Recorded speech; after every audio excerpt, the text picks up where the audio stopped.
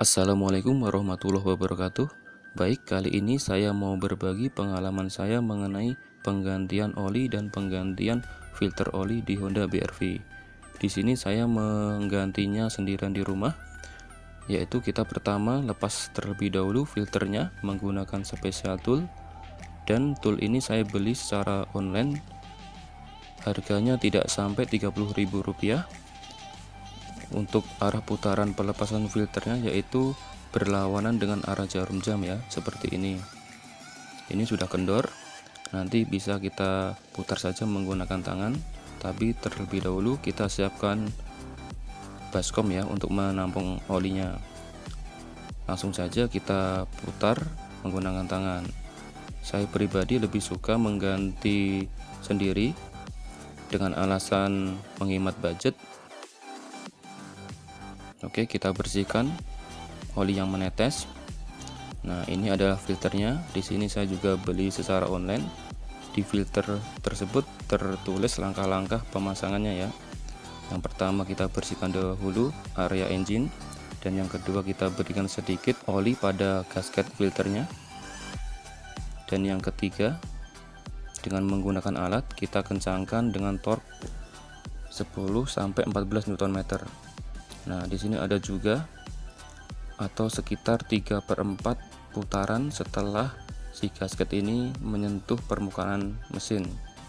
Ini kita gunakan special tool ya, karena tidak menggunakan torque meter, yaitu kita putar 3/4 putaran. Nah, dan selanjutnya itu kita isi olinya dan start engine-nya untuk mengecek adanya kebocoran apa tidak. Ini adalah gasketnya ya, yang hitam ini melingkar di bagian tepi filter. Langsung saja kita bersihkan terlebih dahulu permukaan mesinnya seperti ini menggunakan kain lap hingga benar-benar bersih ya. Kita lap terlebih dahulu.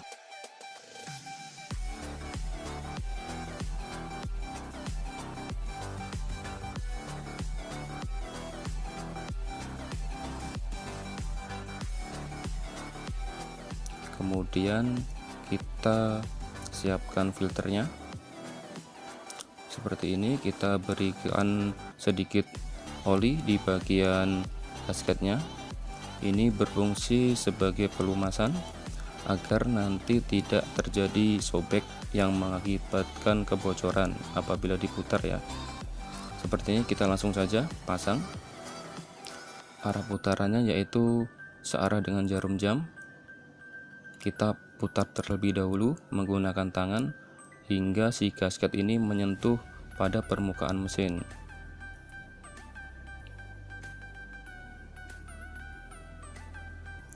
Nah, di sini saya menggunakan special tool ya, karena tidak menggunakan torque meter, maka saya beri tanda terlebih dahulu di bagian filternya seperti ini.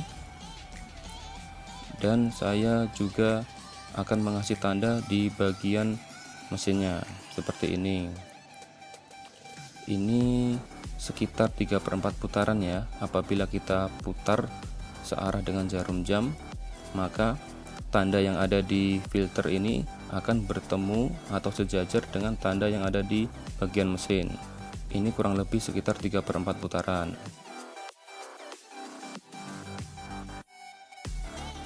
Di sini dengan menggunakan special tool kita putar saja. Berhubung space-nya sangat sempit, maka harus bersabar ya. Kita putar sedikit demi sedikit. Di sini saya lebih memilih untuk mengganti sendiri di rumah karena alasan biaya.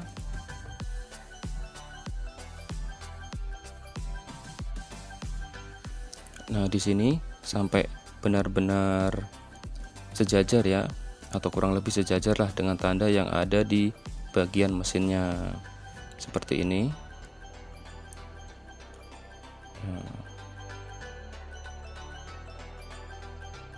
Kemudian kita lepaskan tutup olinya ya pada bagian atas seperti ini, dan selanjutnya kita lepas baut tap olinya pada bagian bawah mesin seperti ini, menggunakan kunci shock ya. Di sini saya sarankan, atau bisa menggunakan kunci ring.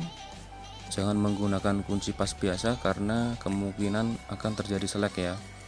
Di sini kita kendorkan saja putarannya, yaitu berlawanan dengan arah jarum jam. Kita tunggu sampai benar-benar kering. Bisa kita tunggu sambil nonton, bisa sambil main game, bisa sambil makan. Benar-benar si oli ini habis terkuras ya. Dan saya sarankan jangan menggunakan kompresor, karena bagaimana juga kompresor itu pasti ada uap airnya, dan apabila uap air bercampur dengan oli maka sifat lubrikasinya akan berkurang ya. Biarkan dia turun sendiri by gravity seperti ini. Saya biasa mengganti oli ini di pagi hari sebelum mesin menyala, karena mobil ini sudah semalaman diam ya, otomatis olinya sudah mengendap di bagian bawah. Oke, selanjutnya kita pasang bautnya, dan jangan lupa di bagian baut ini terdapat ring ya. Ring ini berfungsi sebagai seal untuk mencegah terjadinya kebocoran. Jangan lupa dipasang ya. Dan langsung saja kita kencangkan menggunakan kunci shock. Putarannya yaitu searah dengan jarum jam. Dan kemudian kita bersihkan ya, agar nanti mudah untuk pengecekannya apakah terjadi kebocoran apa tidak. Kita lap saja hingga benar-benar bersih. Nah, di sini saya siapkan corong. Berhubung tidak mempunyai corong, saya memanfaatkan botol bekas air minum. Saya potong di bagian atasnya seperti ini, dan saya bersihkan menggunakan tisu atau kain lap hingga benar-benar bersih.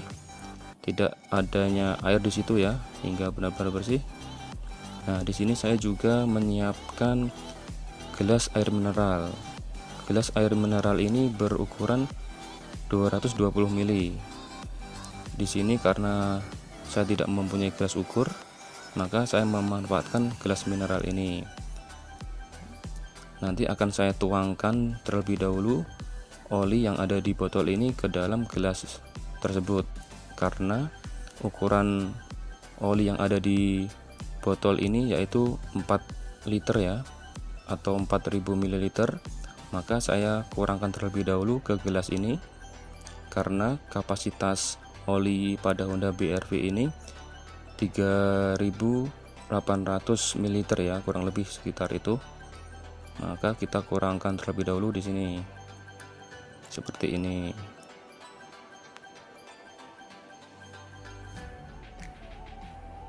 Baik, langsung saja kita ke mobilnya ya. Kita isi langsung saja seperti ini hingga benar-benar habis.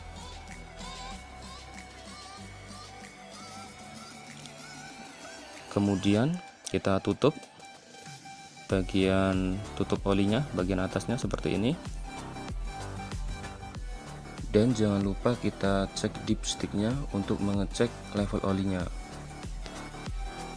Kemudian kita start engine ya, seperti ini, untuk mengecek apakah terjadi kebocoran di situ. Langsung saja kita ke bagian bawah, kita cek bagian filter dan bagian baut tap olinya. Di situ kering, tidak ada kebocoran ya. Demikian video dari saya, mudah-mudahan bermanfaat bagi teman-teman semuanya. Silahkan share ke teman-teman yang membutuhkan. Wassalamualaikum warahmatullahi wabarakatuh.